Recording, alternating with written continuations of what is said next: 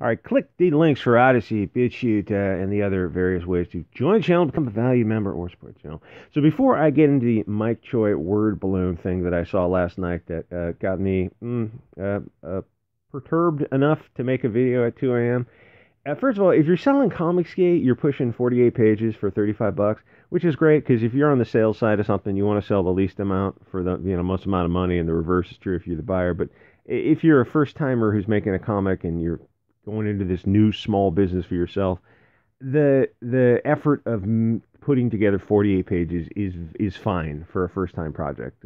Don't fall into this thing of like it's going to be 196 pages or something like that. That's no, that's for professionals who, admittedly, they put something on the store, the shelf at a store. It's like 200 pages for the same price. Yeah, that's because they're working with they've got 30 years in the industry. If you're just a newcomer, 48 pages is it's not an insurmountable burden. It's enough of a chore to get that all put together and in people's hands. That's enough of a challenge. It's, bite off what you can chew. We can chew it first, and then later on, if you want to add more pages, hey, go for it. The thing is, for 48 pages for $35, that's a hell of a premium. It's not going to sell itself because you're trying to think like, well, if I go to a store, most graphic novels are over 200 pages, probably for around that price or actually less. So you're talking like 6 times the markup for a Comicsgate project. That's not going to fly off the shelf itself. You're not going to sell it just on a cool cover or something like that. You're selling your channel, and you need to really engage the audience during the live stream. The live stream is very, very important. Watch people who have good live streams. And no, you're not going to be them. You have to be yourself. But you take notes on how they engage the audience.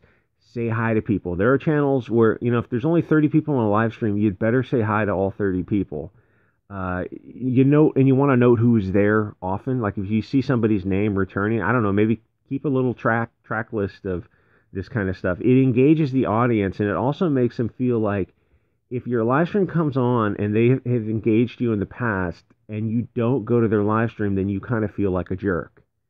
It's a little bit of a manipulative technique. And another thing is like, if you see somebody is there often enough and you give them a wrench, they will feel like a jerk if they don't go back to your live streams in the future because you gave them a wrench. It's a little psychological manipulation, but while you're still small, you got to use whatever techniques you can. So anyway, be enthusiastic about selling your upcoming stuff. Watch EVS as he does his live streams, and no, you're not going to be him. He's his own person. But take note about he is enthusiastic about selling these upcoming, I don't want to say, I don't want to say this in the wrong way, but like plastic, I'm not going to say garbage, but like plastic baubles and stuff and stickers, and like he's enthusiastic about selling junk. And this is coming out wrong. You want to be as enthusiastic as he is about, selling little pieces of plastic and stuff like that, which is great. And this is coming out wrong, but it's like, it's what people want. Give them what they want. If it's stickers and little plastic dolls and stuff, the way, for me, I'm more focused on the comic itself, and all the other stuff doesn't make sense to me. But if people want it, if someone wants to pay $50 for a plastic doll that they put up on their shelf, you have to give it to them. Don't get in the way of people giving you money. Anyway, that came out a little bit weird, but you know what I'm saying. If you have something upcoming, talk about things that are upcoming, what you plan to do with these comics and stories in the future. It keeps people engaged. If you're enthusiastic about stuff, it's enthusiasm is definitely contagious, and you want to be prepared. Have your tabs ready. Have all your Kindles set out with the things you want to talk about. And YouTube is not the place to be angry. Angry vibes do not sell on YouTube. I'm not going to name any names, but there are a couple of small channels that do not have the right approach to live streams. They have these angry vibes, and it's like that's why there's nobody in the channel, in the live stream, because it's an angry vibe. Humor, lighthearted touch. You can cover the exact same material, but with a different tone to your voice, a different tone to your approach. Anger does not sell on YouTube. YouTube is for light, humorous vibes. And I think someone said like a woman crying is just the fastest way to ruin a live stream. It doesn't matter what is going on in your personal life. The show must go on. Live streams are about engaging entertainment. People have their own problems. You're there to provide a bright spot. A bitch session only works if it's really funny and for like a minute. All right, so Word Balloon and Mike Choi. I was in this live stream last night in the audience, listening to this, I think, 2-hour interview. It's probably on his channel right now. And no shade to the Word Balloon, the guy. He's doing everything right. He's very enthusiastic about what he's doing, but he's kind of painted. He's on the left, I assume. And if you're on the left, you kind of paint yourself into this very, very financially perilous situation that the people on Comicsgate are free in a whole different way. You have so much more freedom in Comicsgate. We have our own issues in CG, but if you're on the left and you're on this left-wing network of trying to get projects off the ground, there's almost no left-wing network. You've got Drink and Draw. Try to watch 15 minutes of Drink and Draw, and you'll be like pouring yourself cocktails to try to understand like how they're getting through this, or what the rest of the audience is probably on mood elevators or something. Okay, so the average audience in that live stream was about, well, I think it was just 1, and it peaked at 12, and then it came down to about 10. So they're talking about struggling in the digital age, because people now in the age of sailing the high seas, kind of people have this mindset of everything is free, so they expect to be able to get content for free, and wondering like, do they have to pay for these kind of things? It's like, yeah, of course, digital artwork, the artist still needs to make money. You can't just rip people off, not at the small time level. If you want to do that to a big corporation, it's like, hey, go for it. But some individual artist who's working a part-time job to pay for his art, it's like, that's not the person to go sailing for. So anyway, so these guys are talking about, they're having a little bit of a bitch session. And I think I was the only one in the chat in the first hour of the stream. So I mentioned something like going the Comicsgate route, where you own your own IP and you use the Comicsgate network. And I mentioned that just in the chat, and that's all I said. It was just threw it out there. And the guy got a little snippy. He stopped the live stream, and he mentioned like, oh, well, Scott Kurtz and some other guys are not in Comicsgate, and they're doing just fine on their own, selling their own projects. And I didn't want to make a big deal out of it. I didn't want to argue, so I didn't follow it up with any questions. I just let it sit there. But the thing is, it begs the question, well, how well are those guys doing? And I looked up Scott Kurtz on YouTube. I couldn't even find his YouTube channel. I found a bunch of interviews with him, but I didn't find his channel, which doesn't bode too well for him. He's got a pretty big Twitter following, so maybe he's doing fine selling his... he sells hats and T-shirts and comics online and stuff like that. I'm sure he's doing fine, but... why? I mean, a network is always going to be better than an individual. Even if you're a big individual, it's like you can still pick up a few more eyeballs by hopping on a network stream. And Word Balloon has got this tiny channel, which is not an issue. I've got a tiny, even smaller than his. But the thing is, he has a real channel, like a real. He's a real little boy. He's got a real YouTube channel. By that I mean he's not just some idiot talking into a cell phone. He's interviewing people. He's got the biggest names come on his channel to be interviewed, like everyone who's a mainstream person in comics, and he only gets 10 people in a live stream while he's interviewing these huge names. So I was bouncing around for live streams last night because it was just too boring to listen to him and this Mike Choi guy. So I bounced around to Alzamat's channel, and his channel is a quarter the size, and he has the same amount of people in the live stream. So something is wrong with mainstream comics when absolutely nothing is interesting.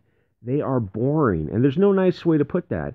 Being politically correct takes all the spark out of every conversation. It just sucks so much energy out of the room for them to not be able to cover anything. There's like pre-approved takes on comics, books, and movies and music. Everything's a pre-approved take. If you can't, what did that Shang-Chi guy say?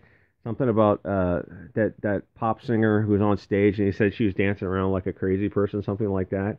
And it's like, okay, that's a fair thing to say. It's some chick who's dancing around like a crazy person. It's, oh no. She's a purse puppy. You can't say that about her. What? She's some pop artist. She's dancing around like a crazy person. Like, what's the problem? Oh no. You don't understand. She's a purse puppy. You can't have an opinion about that. Oh, I get it. So you got to walk that back. It's like, yeah, there's pre-approved viewpoints on everything, even movies, even stuff like Star Wars. It's like, or the latest Spider-Man. You go, oh yeah, I wish they had kept the characters more accurate to the comic. I mean, that was an artistic vision of Spider-Man, Stan Lee, and Ditka, I think. I wish they had kept the characters the way the artist intended them. It's like, oh, no, no, you can't say that because they race swapped them. They race swapped out the European characters for POC characters. It's like, that's the pre-approved party line. You can't venture outside that party line. Otherwise, you're a quote-unquote shitty person with a shitty take. That's really how you turn from a Chad into a Chud, I think. That's how they discuss things. They're like children. They're like grammar school children. It's the most bizarre thing you've ever heard to be on Twitter, and I keep thinking about going back to Twitter, but then I come to my senses. Anyway, so the artist in the interview with Word Balloon, he's saying he had to send his wife back to school to get a tech job so that they can start paying the bills, get a real job. And I'm not dunking on that. That's a pretty common theme when you have two artists get married. Eventually, you realize, like, yeah, we're not going to, two salaries where one's an artist, the other's a writer, those kind of hippy-dippy things. It's not enough to raise kids and realize, like, oh yeah, we can't afford health insurance. So whoever's earning less has to go get a real daytime job to get health care, and then the other one has to be a stay-at-home parent while they do their art. That's a very common theme, so it's nothing against him. We've all gone through that when we realize, like, whatever, your music thing is like only going to be a part-time kind of thing, whatever you're into. Because, two artist incomes are not going to work unless you're very, very successful. And the thing is, they were also talking about the declining industry, though they very carefully talked around it because it's a left-wing party line issue where the left-wing party line is not selling. And, like, how are they going to address that? It turns out they don't, and it's a very boring live stream. All these left-wing live streams are very, very dull, which is why you had 3 people in the chat. The thing is, and when I mentioned Comicsgate, the guy got a little snippy to me, and Comicsgate's a network. It's already in place, and it's designed to sell products.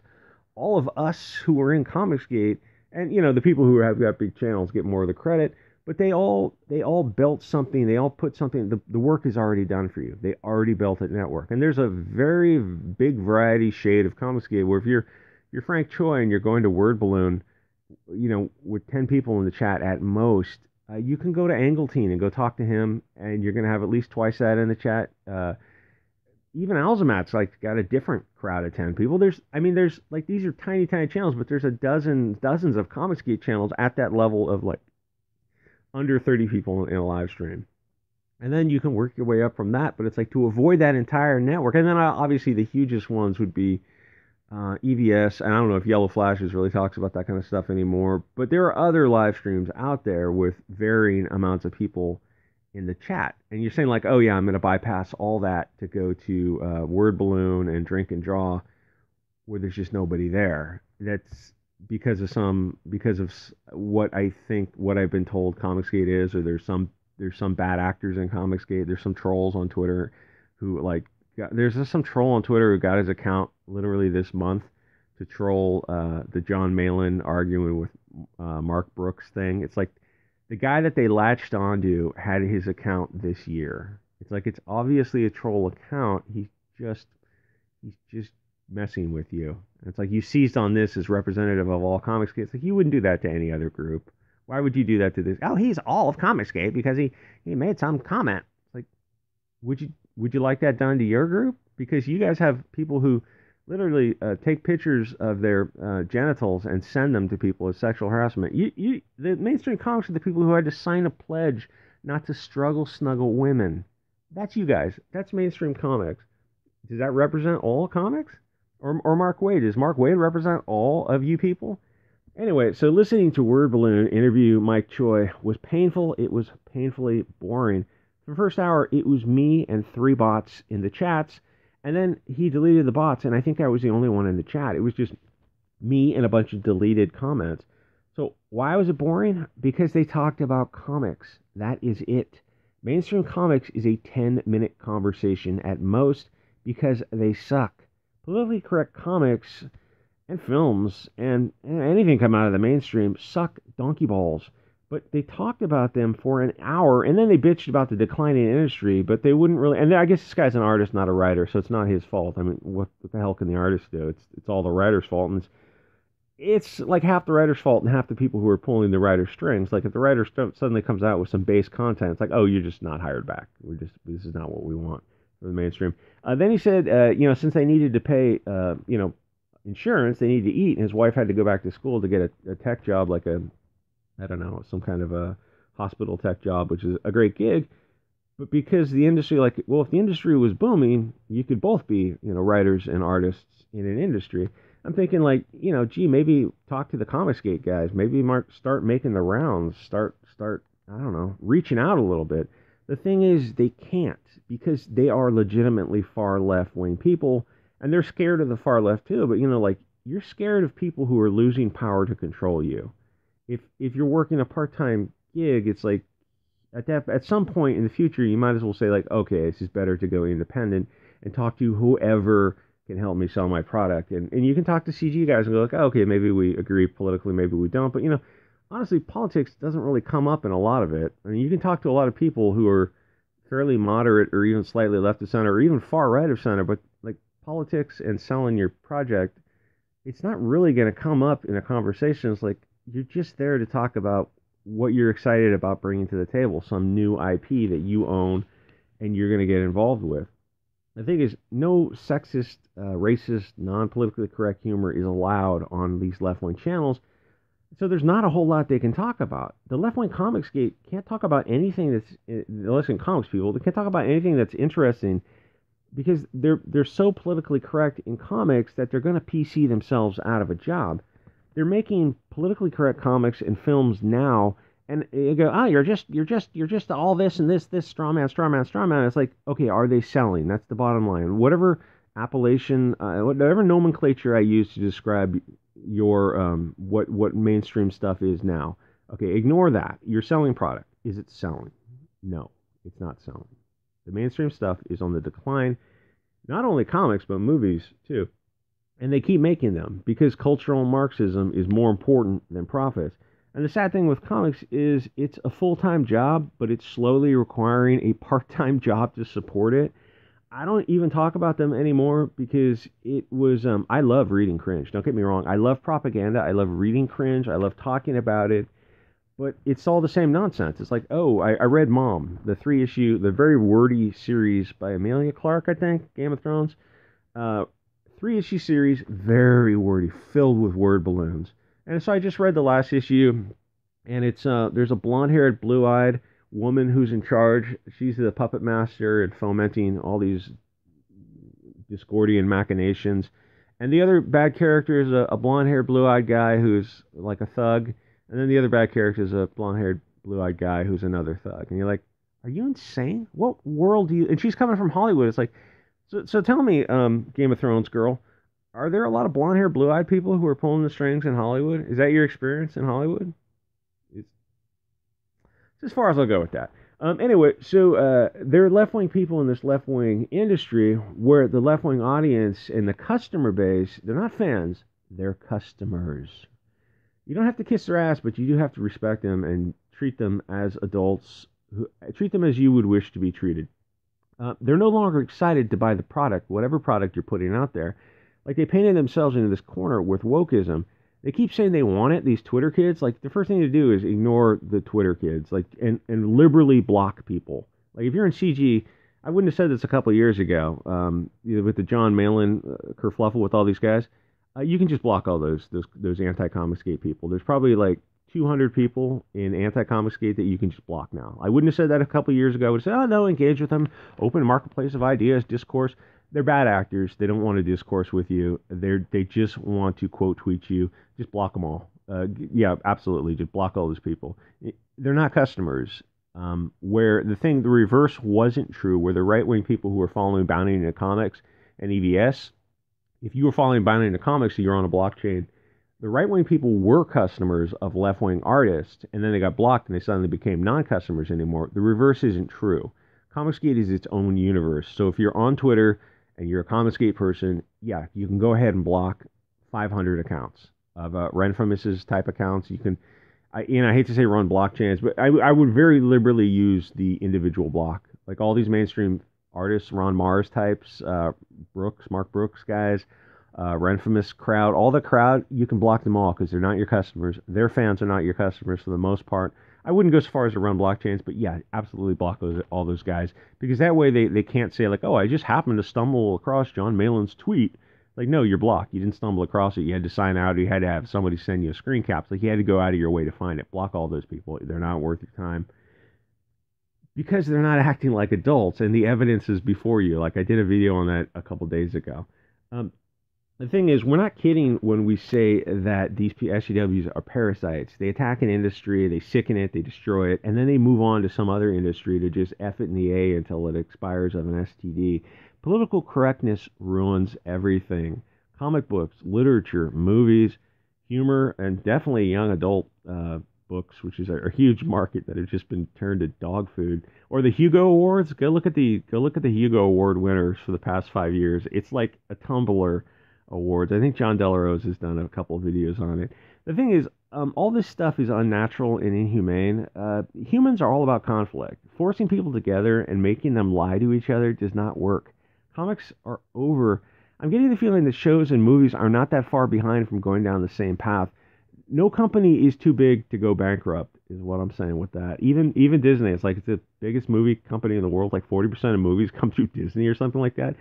Yeah, they're not going to be around forever. The people will be around. They'll simply start something new and make it crap or go to something else and ruin it and then start something else. The people are forever.